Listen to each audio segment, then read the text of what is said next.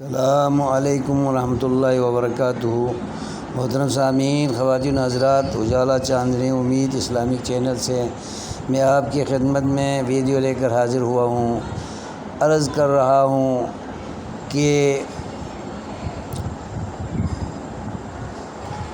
Dubai bank الاسلامی کا عرصہ سے دعویٰ چلا آ رہا ہے اور میزان بینک کے سرپرستوں کی طرف سے یہ دعویٰ کیا جا رہا ہے کہ وہ غیر سودی بینکاری نظام پر اپنے اس نظام کو چلا رہے ہیں، لیکن افسوس ہے جب لوگ ان سے معاملات کرنے جاتے ہیں اور لین دین کرتے ہیں تو پھر ان بینکوں اور دیگر سودی کاروباری بینکوں کے نظام میں کچھ بھی فرق نظر نہیں آ رہا ہے۔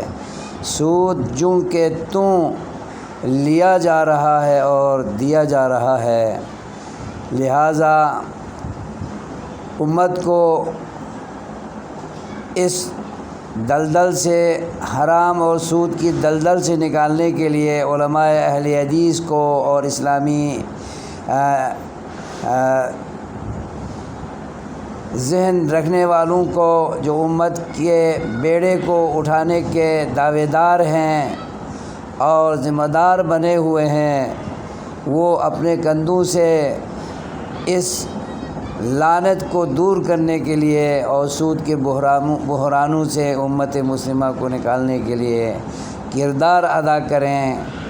محض دعووں پر اور محض لیت و لال پر کام کب تک چلائے رکھیں گے؟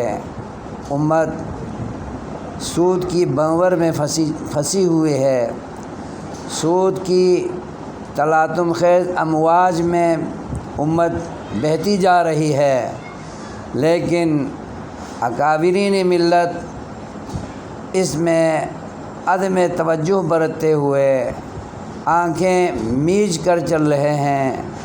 اللہ تعالیٰ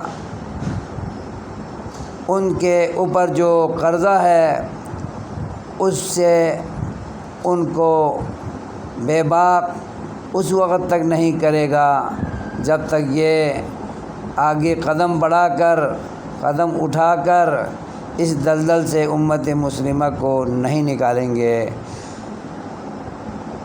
سود کی مذمت کرتے رہنے سے سود ختم نہیں ہوتا، سود کے خطرات کو بیان کرتے رہنے سے سود ختم نہیں ہوتا۔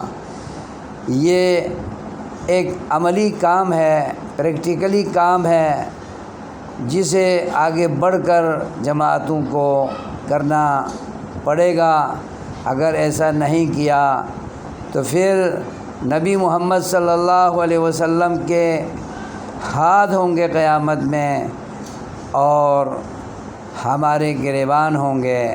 اس وقت پچھتانے سے ہمیں کچھ بھی فائدہ نہیں ہوگا۔